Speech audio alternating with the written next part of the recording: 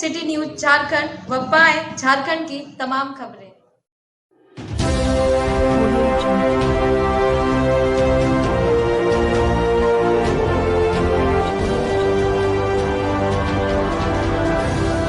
नमस्कार, आप देख रहे हैं सिटी न्यूज और मैं हूं आपके साथ कंचन। गिरिडीह जिला चैंबर ऑफ कॉमर्स की ओर से बुधवार को जैन धर्मशाला में प्रेस वार्ता आयोजित कर राज्य के कृषि मंत्री द्वारा सदन में पारित कराए गए नए कृषि कानून विधेयक का विरोध किया गया। प्रेस वार्ता के दौरान चैंबर ऑफ कॉमर्स के अध्यक्ष निर्मल झुनझुनवाला ने बताया कि राज्य के कृषि मंत्री बादल पत्रलेख द्वारा पारित कृषि धन एवं पशुपालन विधेयक के ऊपर झारखंड स्तर पर विरोध हो रहा है। उन्होंने कहा कि झारखंड एक कृषि प्रधान और खनिज प्रधान राज्य है।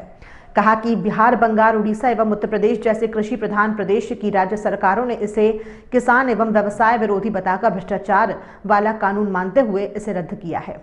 वहीं झारखंड में इस विधेयक को लागू करने के विरोध में समस्त व्यवसायी समाज और किसान उग्र हैं। इस संदर्भ में आज पूरे झारखंड के व्यवसायी अपना प्रतिष्ठान बंद कर काला बिल्ला लगाकर अपना विरोध दर्ज करा रहे हैं। बताया गया है कि इस विधेयक को लागू हो जाने से 2% का कर्ज किसानों और उपभोक्ताओं को भुगतना पड़ेगा। प्रेस वार्ता में चैंबर ऑफ कॉमर्स के सदस्यगण मौजूद थे। विगत दिनों झारखंड राज्य सरकार द्वारा पारित कृषि धन एवं पशुपालन विधेयक के ऊपर आज सारे झारखंड स्तर पे जो है एक विरोध हो रहा है, क्योंकि झारखंड एक कृषि प्रधान नहीं बल्कि खनिज प्रधान प्रदेश है। अगल बगल के राज्य, चाहे बिहार हो, चाहे बंगाल हो, चाहे उड़ीसा हो, चाहे उत्तर प्रदेश हो, जो कि कृषि प्रधान हैं, उसके बाद भी वहाँ ये कर, टैक्स या शुल्क लागू नहीं है। और ये शुल्क वस्तुतः व्यापारियों के ऊपर नहीं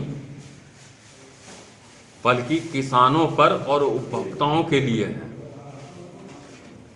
व्यापारी तो एक बीच का कड़ी है, एक माध्यम है जो किसानों का माल लेके उपभोक्ताओं तक पहुंचाता है।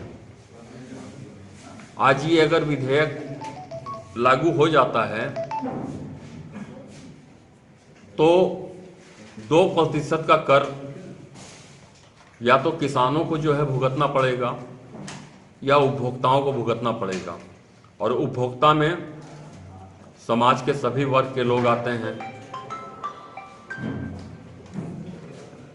हम लोग का पुरजोर विरोध है कि अविलंब झारखंड सरकार, जो आज कांग्रेस की बैसाखी पर खड़ी है, वो कांग्रेस के मंत्री माननीय बादल पत्रलेख जी के प्रस्तुत इस विधेयक को सस्पेंड करें,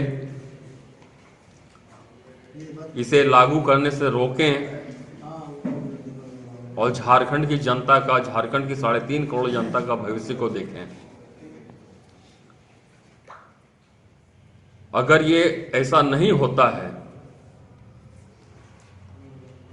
तो हम सारे झारखंड के व्यवसायियों को किसानों के हित में और उपभोक्ताओं के हित में आगे आकर एक लंबी लड़ाई लड़नी पड़ेगी, चाहे इसके लिए अनिश्चितकालीन व्यवसाय बंद हो या और कोई तरीका।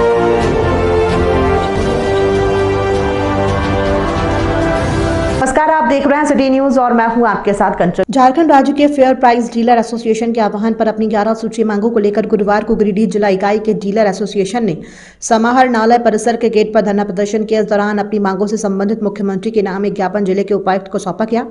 बैठक बरगंडा में की गई है। इस दौरान धरना प्रदर्शन का नेतृत्व गिरिडीह जिला डीलर्स एसोसिएशन के जिला महासचिव राजेश बंसल और संचालक संगठन सचिव राजकुमार चरण पहाड़ी ने किया। इसके पूर्व केंद्र सरकार से अपनी विभिन्न मांगों को लेकर झारखंड प्रदेश के डीलर एसोसिएशन के जिला अध्यक्ष के निर्देश पर पूरे राज्य भर में 7, 8 और 9 फरवरी को राष्ट्रव्यापी 72 घंटे की हड़ताल को सफल बनाया गया।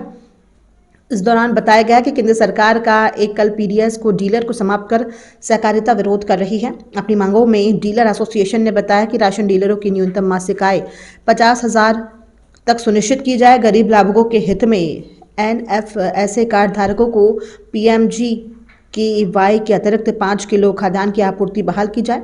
चावल, गेहूं और चीनी में 1 किलो प्रति क्विंटल परिचालन नुकसान दिया जाए समेत कुल 11 मांगे शामिल है। इस बाबत एसोसिएशन के जिला महासचिव राजेश बंसल ने कहा कि भारत सरकार डीलर लोगों की रोजगार छीनने पर तुली हुई है।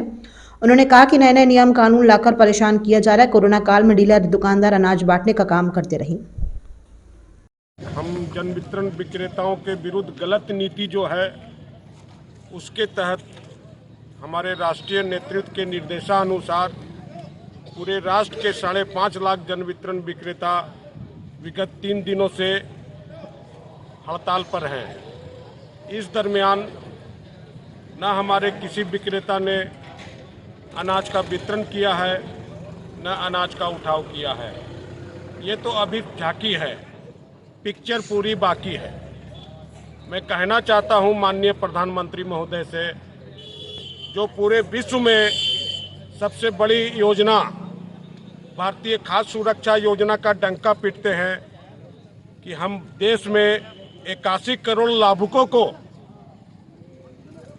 खाद्य सुरक्षा योजना के तहत अनाज मुहैया कराते हैं, तो मैं कहना चाहता हूं उनको, इस काम को जमीन पर हमारे 5.5 लाख डीलर उतारते हैं, फिर भी आज हम भूखे हैं। पूरे कोरोना काल में हमारे डीलर ने, जहां पूरा देश भयभीत था, पूरे लोग भयभीत थे, घर के अंदर दुबके हुए थे, अपनी जान की परवाह किए बगैर रोड पर उतर करके लोगों को अनाज मुहैया कराया, राशन बांटा, लेकिन फिर भी आज हम भूखे हैं, परेशान हैं। सरकार नए नए नियम ला रही है। अभी जैसे हमें सुनने में आया कि उड़ीसा में अनुज्ञप्ति जो हमारी होती है उसका नवीकरण बंद कर दिया गया। हमारे संगठन ने इसके विरोध में हाईकोर्ट गया और वहां पर हमारे पक्ष में फैसला आया। उसके बाद वहां पे नवीकरण स्टार्ट हुआ। मैं भारत के प्रधानमंत्री से कहना चाहता हूं कि आप हमारे तरफ ध्यान दीजिए। हमारी जो मांगे हैं 50,000 रुपया मासिक आय, 4G सेवा या और भी जो 11 सूत्री मांगे जो आज हम माननीय प्रधानमंत्री जी को उपायुक्त के माध्यम से दे रहे हैं, वो पूरी करें। अन्यथा 2024 के चुनाव में हमारे 5.5 लाख जन वितरण विक्रेता आपके विरुद्ध कार्य करेंगे और आपको गद्दी से उठाने का काम करेंगे। मैं यहाँ की झारखंड सरकार को भी कहना चाहता हूँ कि पूर्व में 2 मांगे जो आपने हमारी मांगी थी और मुख्यमंत्री जी ने हमें आश्वासन दिया कि 4 सूत्री मांग भी हम आपकी पूरी करेंगे। मैं उन्हें भी कहना चाहता हूं कि वो हमारी मांग को पूरा करें, अन्यथा हम विधानसभा जाकर के उनका घेराव करेंगे। हमारे डीलर आज के दिन काफ़ी आंदोलित हैं, वो भूखे हैं। तो मैं कहना चाहता हूं उनसे कि आप हमारा इम्तिहान और मत लीजिए, हम जान दे देंगे, लेकिन आपको हमारी मांग माननी होगी।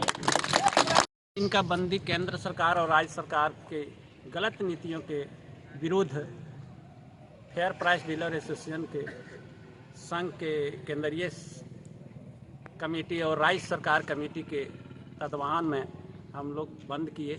आज अंतिम 9 तारीख है।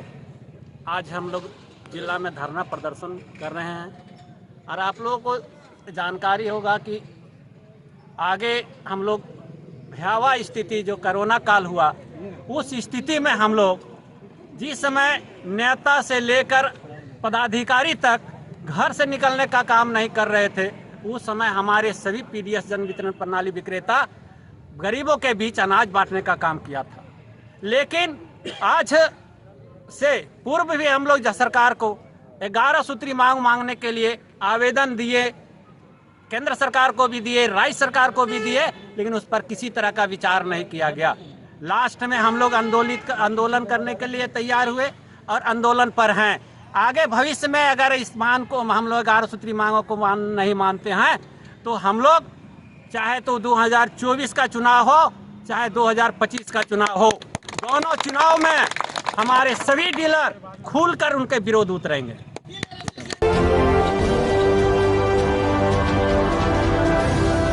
नमस्कार, आप देख रहे हैं सिटी न्यूज और मैं हूं आपके साथ छवि। गिरिडीह की मोंगिया स्टील फैक्ट्री में बुधवार को गांडिया के राज्य संपोषित +2 हाई स्कूल की कई छात्राएं पहुंची। मोंगिया फैक्ट्री पहुंची छात्राओं की संख्या 100 से अधिक थी। इस दौरान फैक्ट्री के मीटिंग हॉल में मोंगिया समूह के चेयरमैन डॉक्टर गुणवंत सिंह मोंगिया द्वारा कार्यशाला का आयोजन किया गया। तो छात्राओं के कहने पर उन्होंने स्कूली छात्राओं को पूरे फैक्ट्री परिसर का भ्रमण कराया। मौके पर फैक्ट्री प्रबंधन के मैकेनिकल इंजीनियर अमितेंद्र कुमार भी शामिल हुए। डॉक्टर मोंगिया ने छात्राओं को कारखाना परिसर का भ्रमण कराया तो टीएमटी निर्माण की सारी प्रक्रियाओं से रूबरू भी कराते हुए दिखे। इस दौरान छात्राओं को लेकर फैक्ट्री के फर्नेस ब्लास्ट पहुंचे। चेयरमैन डॉक्टर मोंगिया ने जानकारी दी कि इस फर्नेस ब्लास्ट में कई रॉ मटेरियल डाला जाता है जिसे तैयार होकर टीएमटी निकलता है। डॉक्टर मोंगिया ने बताया कि फर्नेस ब्लास्ट का तापमान काफ़ी अधिक रहता है और ये बेहद जोखिम भरा स्थान है, लिहाजा यहाँ काम करने वाले मजदूरों को उनकी सुरक्षा के अनुसार सुरक्षा उपकरण पहनाने के बाद ही अंदर जाने दिया जाता है। बगैर सुरक्षा उपकरण के किसी मजदूर को फर्नेस ब्लास्ट के पास नहीं जाने दिया जाता।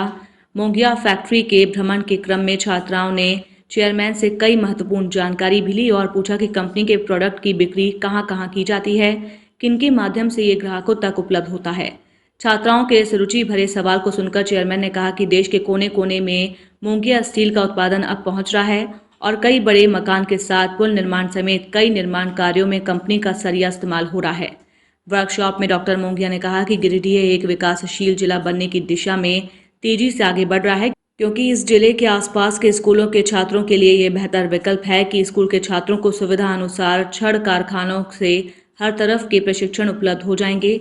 चेयरमैन ने छात्राओं से ये भी कहा कि उन्हें किताबों को अध्ययन के लिए कई महत्वपूर्ण जानकारी मिल जाएगी, लेकिन कम आयु में अगर हर छात्र को ऐसे दृश्य दिखते हैं तो वो कई वर्षों तक इसे याद रखेंगे और ये ज़रूरी भी है। छात्राओं से चेयरमैन ने हमेशा अनुशासन के साथ रहने की बात कही। वहीं कार्यशाला में मोंगिया स्टील के आदिल सिद्दीकी, रवि रंजन, आकाश सिन्हा, जूही कुमारी, ऋषि राज, राजा भट्टाचार्य समेत कई लोग मौजूद थे। जिसमें कि आपका भी फायदा हो, जैसे आम का पेड़ है, कटहल का पेड़ है, इस तरह का एक पेड़ अभी आप लगा देते हैं और 3-4 साल के बाद इसमें फल आने लगते हैं।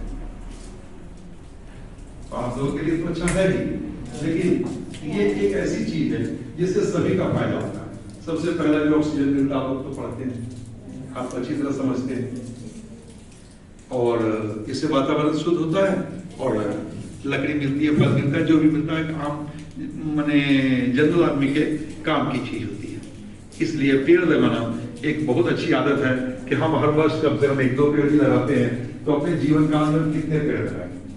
और अगर हम पर्सनली अपनी बात करें तो हम ज्यादा लगा पाते, इसलिए हम ज्यादा लगाते हैं। हम चाहते हैं कि पेड़ लगे, क्योंकि बहुत सारी चीज जैसे प्रगति हो रही है देश में, तो बहुत सारी चीज प्रगति की वजह से बहुत तरह के नुकसान भी होते हैं। तो रोड चौड़ी होगी, नए मकान बनेंगे, पेड़ कट जाएंगे, इससे नुकसान हो रहा वातावरण को। बहुत सारी ऐसी औद्योगिक क्रांति आई हुई है, इतनी गाड़ियां चलती हैं, इतनी चीजें हैं, तो उसकी वजह से बहुत तरह का आप कह सकते हैं कि वातावरण प्रदूषित भी होता है।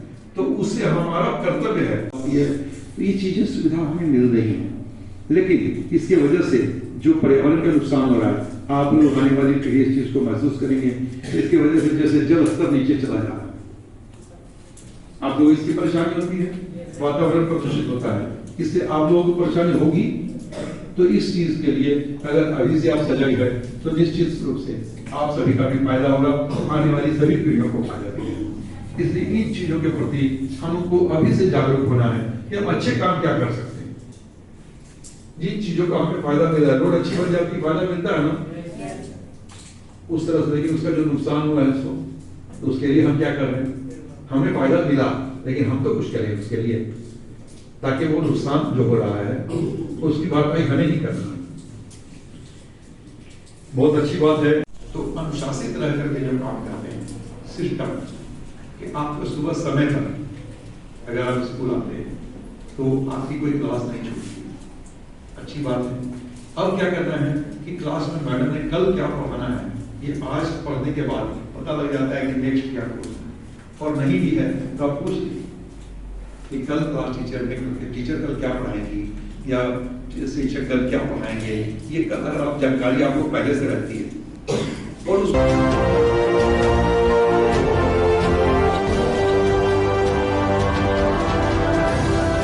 नमस्कार, आप देख रहे हैं सिटी न्यूज और मैं हूं आपके साथ छवि।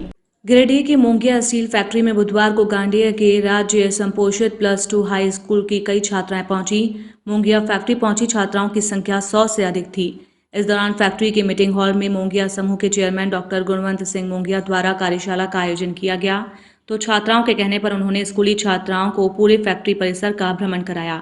मौके पर फैक्ट्री प्रबंधन के मैकेनिकल इंजीनियर अमितेंद्र कुमार भी शामिल हुए। डॉक्टर मोंगिया ने छात्राओं को कारखाना परिसर का भ्रमण कराया तो टीएमटी निर्माण की सारी प्रक्रियाओं से रूबरू भी कराते हुए दिखे। इस दौरान छात्राओं को लेकर फैक्ट्री के फर्नेस ब्लास्ट पहुंचे। चेयरमैन डॉक्टर मोंगिया ने जानकारी दी कि इस फर्नेस ब्लास्ट में कई रॉ मटेरियल डाला जाता है जिसे तैयार होकर टीएमटी निकलता है। डॉक्टर मोंगिया ने बताया कि फर्नेस ब्लास्ट का तापमान काफ़ी अधिक रहता है और ये बेहद जोखिम भरा स्थान है, लिहाजा यहाँ काम करने वाले मजदूरों को उनकी सुरक्षा के अनुसार सुरक्षा उपकरण पहनाने के बाद ही अंदर जाने दिया जाता है। बगैर सुरक्षा उपकरण के किसी मजदूर को फर्नेस ब्लास्ट के पास नहीं जाने दिया जाता। मोंगिया फैक्ट्री के भ्रमण के क्रम में छात्राओं ने चेयरमैन से कई महत्वपूर्ण जानकारी भी ली और पूछा कि कंपनी के प्रोडक्ट की बिक्री कहाँ कहाँ की जाती है, किनके माध्यम से ये ग्राहकों तक उपलब्ध होता है। छात्राओं के इस रुचि भरे सवाल को सुनकर चेयरमैन ने कहा कि देश के कोने कोने में मोंगिया स्टील का उत्पादन अब पहुंच रहा है और कई बड़े मकान के साथ पुल निर्माण समेत कई निर्माण कार्यों में कंपनी का सरिया इस्तेमाल हो रहा है। वर्कशॉप में डॉक्टर मोंगिया ने कहा कि गिरिडीह एक विकासशील जिला बनने की दिशा में तेजी से आगे बढ़ रहा है, क्योंकि इस जिले के आसपास के स्कूलों के छात्रों के लिए ये बेहतर विकल्प है कि स्कूल के छात्रों को सुविधा अनुसार छड़ कारखानों से हर तरफ के प्रशिक्षण उपलब्ध हो जाएंगे। चेयरमैन ने छात्राओं से ये भी कहा कि उन्हें किताबों को अध्ययन के लिए कई महत्वपूर्ण जानकारी मिल जाएगी, लेकिन कम आयु में अगर हर छात्र को ऐसे दृश्य दिखते हैं तो वो कई वर्षों तक इसे याद रखेंगे और ये ज़रूरी भी है। छात्राओं से चेयरमैन ने हमेशा अनुशासन के साथ रहने की बात कही। वहीं कार्यशाला में मोंगिया स्टील के आदिल सिद्दीकी, रवि रंजन, आकाश सिन्हा, जूही कुमारी, ऋषि राज, राजा भट्टाचार्य समेत कई लोग मौजूद थे। जिसमें कि आपका भी फायदा हो, जैसे आम का पेड़ है, कटहल का पेड़ है, इस तरह का एक पेड़ अभी आप लगा देते हैं और 3-4 साल के बाद इसमें फल आने लगते हैं। आप लोगों के लिए तो अच्छा है ही, लेकिन ये एक ऐसी चीज है जिससे सभी का फायदा होता है। सबसे पहला जो ऑक्सीजन मिलता है आप लोग तो पढ़ते हैं, आप अच्छी तरह समझते हैं, और इससे वातावरण शुद्ध होता है और लकड़ी मिलती है, फल मिलता है, जो भी मिलता है आम माने जनरल आदमी के काम की चीज होती है। इसलिए पेड़ लगाना एक बहुत अच्छी आदत है कि हम हर वर्ष कम से कम 1-2 पेड़ भी लगाते हैं, तो अपने जीवन काल में कितने पेड़ लगाएं। और अगर हम पर्सनली अपनी बात करें तो हम ज्यादा लगा पाते हैं, इसलिए हम ज्यादा लगाते हैं।